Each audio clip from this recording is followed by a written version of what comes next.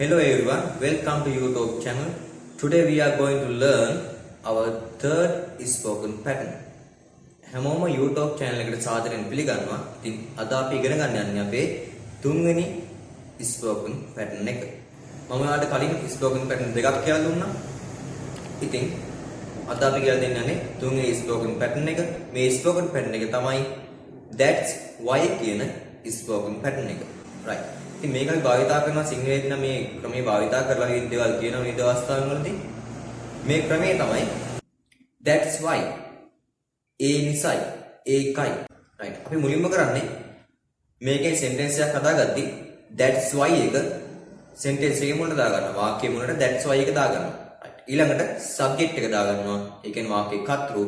ඊට පස්සේ වාක්‍යයේ ඉතිරි කොටස දාගන්නවා. right. අපි බලමු සෙන්ටෙන්ස් එකට දාලා මේක කොහොමද හදාගන්නේ කියලා. මම කියනවා එහෙම. ඒකයි මම ඔයාලට කිව්වේ. ඒකයි මම ඔයාලට කිව්වේ. අපි කොහොමද කියන්නේ? that's why එක වාක්‍ය මුලට දානවා. that's why ඊළඟට මම ඔයාලට කිව්වා කියලා කොහොමද කියන්නේ? I told you. That's why I told you. That's why I told you. right. අපි තව සෙන්ටෙන්ස් එකක් කරන් බලමු. ඒකයි මම පරක්කු උනේ.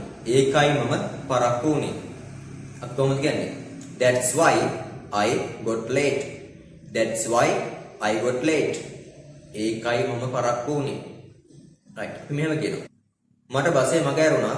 නැත්නම් මට බස් එක මග ඇරුණා. ඒකයි මම පරක්කු උනේ. මට බස් එක මග ඇරුණා. ඒකයි මම පරක්කු උනේ. I missed the bus. That's why I got late. I missed the bus.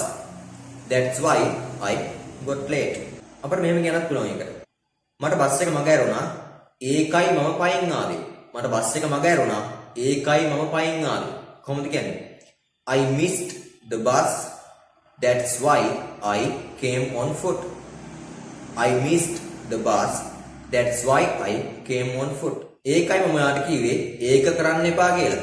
ඒකයි මම ඔයාලට කිව්වේ ඒක කරන්න එපා කියලා. කොහොමද කියන්නේ? That's why I told you. ඒකයි මම ඔයාලට කිව්වේ. That's why I told you ඒක කරන්න එපා කියලා. Not to do it.